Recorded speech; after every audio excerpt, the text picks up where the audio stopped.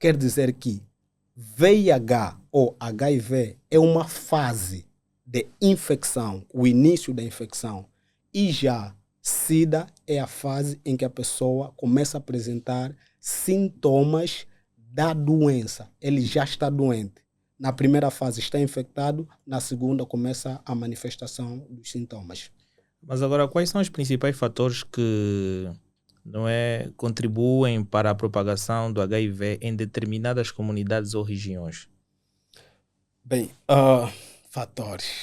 Existem muitos fatores. Mas eu tenho lutado e durante um período eu decidi fazer diferente, né? Só para dar a resposta. Como médico, eu decidi abraçar a causa de informar. Nós temos uma grande deficiência em passar informações de saúde às pessoas, as mais básicas possíveis. Há um princípio bíblico que se estende em toda a esfera da sociedade. O meu povo destrói-se por falta de conhecimento.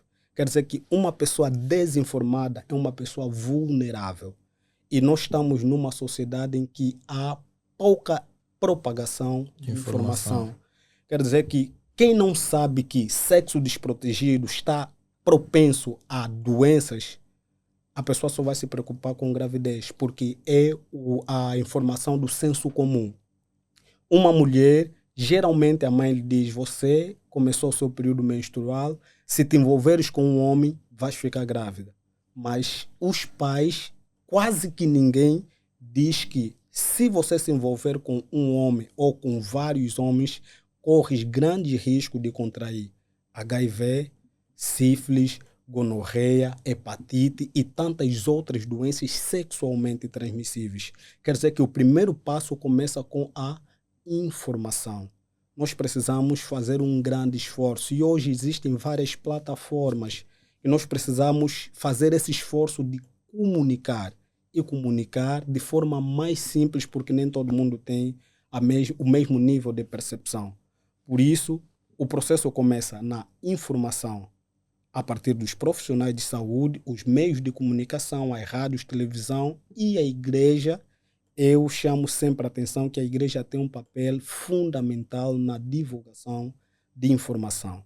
A igreja precisa trabalhar nesse sentido. E a igreja se omite. Quando nós informarmos, as pessoas vão perceber da gravidade. Da mesma forma que a mídia transformou a Covid neste problema que causou tanto alvoroço, nós precisamos informar sobre HIV, malária, que são as principais doenças que mais causam morte no nosso país. No continente em geral também. Exatamente. Mas como o estigma em torno do HIV afeta as pessoas que vivem com a doença? Bem, é o seguinte, o nosso lado psicológico é um fator determinante. Sabia que o estresse pode causar baixa da imunidade? Quando uma pessoa está estressada, a sua imunidade baixa, o seu mecanismo de defesa, a sua defesa no organismo baixa. Mas quando uma pessoa tem paz de espírito, essa pessoa se sente mais fortalecida. Okay. Há pessoas que acordam e dizem, uau, acordei, estou bem, realizei os meus sonhos, e essa pessoa se sente mais viva. Mas quando uma pessoa está cabisbaixo, uma pessoa não tem esperança de vida, uma pessoa é sempre lançado para baixo, essa pessoa tende a ficar mais doente ou a doença é bem mais agressiva em relação àquela pessoa que tem o seu ânimo para cima. Quer dizer que o estigma ou a discriminação é um fator determinante para o sucesso ou para a decadência de uma pessoa afetada com HIV.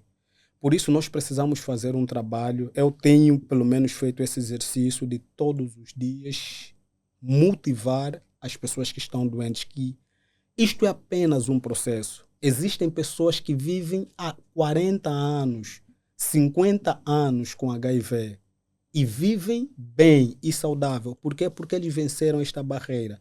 O seu psicológico conseguiu vencer que HIV é uma doença como qualquer outra e é possível viver de forma saudável sem contaminar ninguém. Porque algumas pessoas enfrentam grandes desafios quando eles vêm revelar a sua seropositividade para famílias, amigos ou pai e qualquer coisa. São muito desprezados pela sociedade civil em si, principalmente por aqueles que são mais próximos. E isso acaba fazendo com que a pessoa receba aquela informação e fique somente a lutar por si mesmo. E no final das contas, a família vai querer reunir e não imagino que não vão querer estar próximo por terem receio daquela doença. Exatamente, é a desinformação. Quando nós estamos desinformados, nós achamos que tudo é, digamos, é um atentado para a nossa saúde, para o nosso bem-estar. Ah, o, na verdade, a forma como a informação sobre o HIV, da mesma forma que se expandiu a Covid, a informação que tínhamos sobre Covid, embora a Covid venha a ser bem mais perigosa, porque a transmissão é um contágio bem rápido em relação ao HIV, mas hoje, quando nós informarmos que um beijo social, um abraço, partilhar os mesmos talheres, partilhar a mesma cama, o mesmo lençol, suor, o abraço, isto não contamina ninguém, nós vamos ter uma percepção diferente da patologia.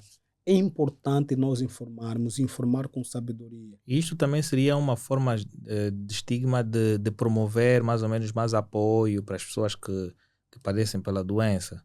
Mostrar esse grau de proximidade, não é, amor ao próximo, faz com que nós também fazemos com que a expectativa de vida da outra pessoa também aumente bastante. Exatamente. Exatamente. E nós temos ainda um conceito, uma ideia que eu acho importante realçar aqui. A ideia que nós temos é que o africano não tem problemas psicológicos. O africano é resistente, o africano é duro, o africano não chora, o africano não tem traumas. Isto é uma inverdade.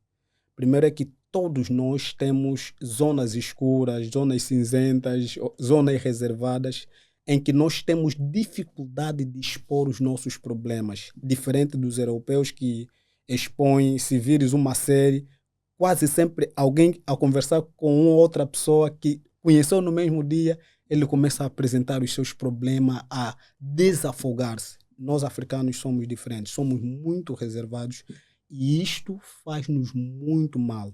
Primeiro, porque não há confiança a quem contamos os nossos problemas e por outra, é mesmo a nossa natureza também. Somos um povo bem mais reservado em relação aos outros povos e quase que não encontramos apoio psicológico, porque quando um filho está a chorar, sobretudo o rapaz, a mãe, o pai diz que homem não chora, homem forte.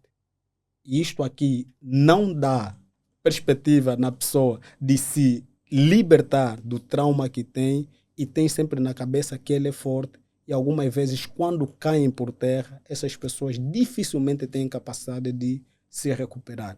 Por isso, os familiares precisam fazer um grande esforço de dar a mão, apoiar, dar incentivo. E outra coisa que o facto de alguém estar infectado com o vírus do HIV nem sempre significa promiscuidade ou que esta pessoa tenha uma vida completamente fora de regra. Há pessoas que contraíram de uma hemotransfusão e nós sabemos como é o sistema de saúde do nosso país, que muitas vezes pela demanda os sangues podem falhar na testagem e essa pessoa se contaminar. E nós, ao invés de apoiarmos esta pessoa que contraiu de uma forma que nós nem temos ideia, nós maltratamos, nós jogamos essa pessoa mais para baixo, ao invés de darmos a mão e apoiarmos. Mas existem recursos disponíveis para as pessoas que vivem com HIV e as suas famílias para lidar com estigmas e obter um determinado apoio? Bem, eu não posso responder essa questão, sobretudo, deverá ser um programa do nosso Ministério da Saúde. Nos hospitais, sobretudo em todos os hospitais que passei, existe uma entidade responsável por doentes ou pessoas portadoras com HIV, que é o KTV.